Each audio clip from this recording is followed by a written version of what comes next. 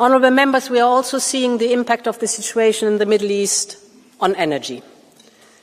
Thanks to the actions we have taken in the recent years, Europe is now far less exposed to fossil fuels imports. Our diversification efforts are paying off, but this does not mean that we are immune to price shocks. Energy markets are global. Disruptions in the Gulf quickly affect prices everywhere. We are already seeing price spikes, and this is why the G7 energy ministers met yesterday, to be followed by a video call by G7 leaders. But no matter what we do in terms of measures, as long as we import a significant share of fossil fuels from unstable regions, we are vulnerable and we are dependent. And this energy always comes at a cost. I want to give you just an example. Since the beginning of this conflict, gas prices have risen by 50% and oil prices have risen by 27%. If you translate this in euros, the 10 days of war have already cost European taxpayers an additional 3 billion euros in fossil fuel imports. Additional. That is the price of our dependence. And honourable members, fact is, we have energy sources that are homegrown, renewables and nuclear. Their prices have remained the same over the last 10 days.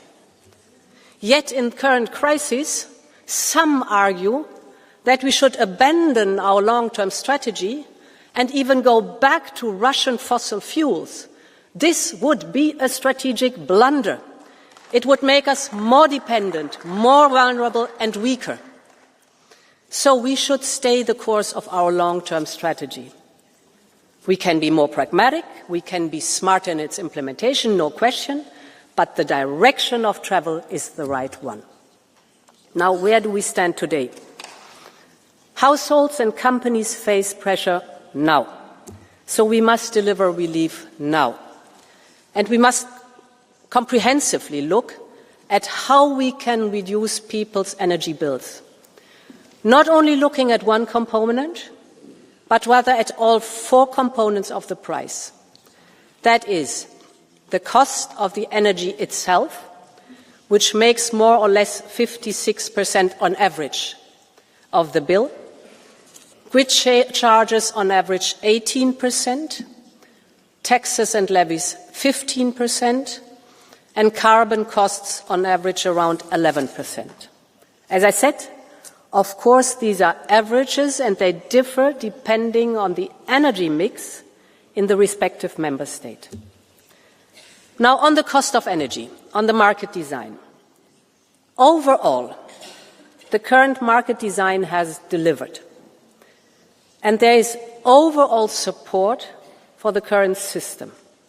But it is crucial that we reduce the cost impact when gas sets the electricity price. Therefore, we are preparing different options, better use of power purchase agreements and contracts for difference, state aid measures, and we are exploring subsidizing or even capping the gas price. Second, on the grid charges. That is a delicate matter because on one hand, these charges are needed to invest in more and smarter grids, and on the other hand, there's room to increase the productivity of grids so that less renewables are wasted. And here I want to give you one figure that is telling. Last year, we installed more than 80 gigawatts of renewables in the European Union, a record. So far, so good. But 6 times more renewable energy does not get access to the grids. So if we produced 6 times more renewables, that was wasted.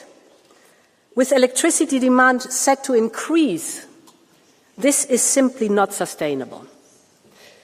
My third point on taxes and levy, this is of course a national competence. I fully respect that.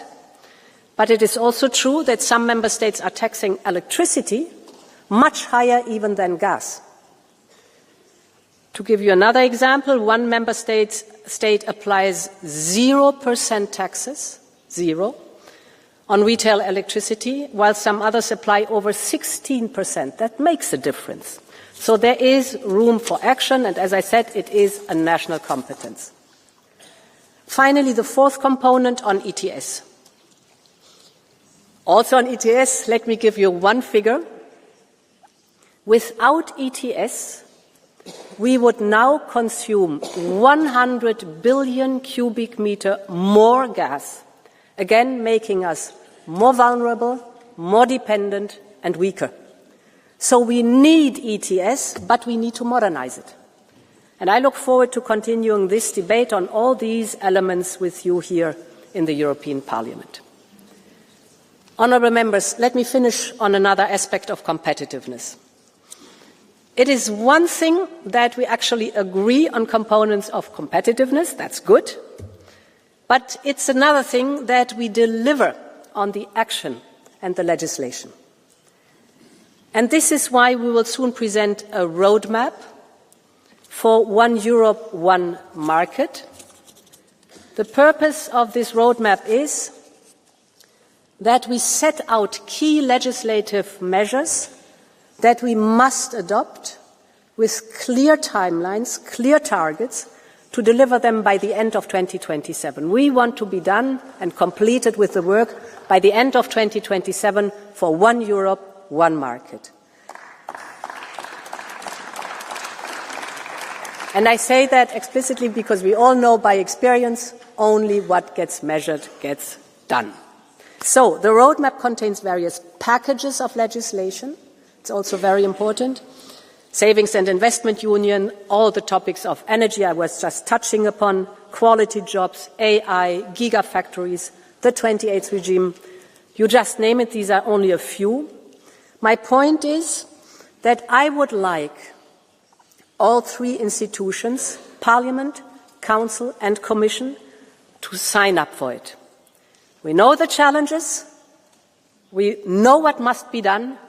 Now we must deliver for European citizens. Thank you, and long live Europe.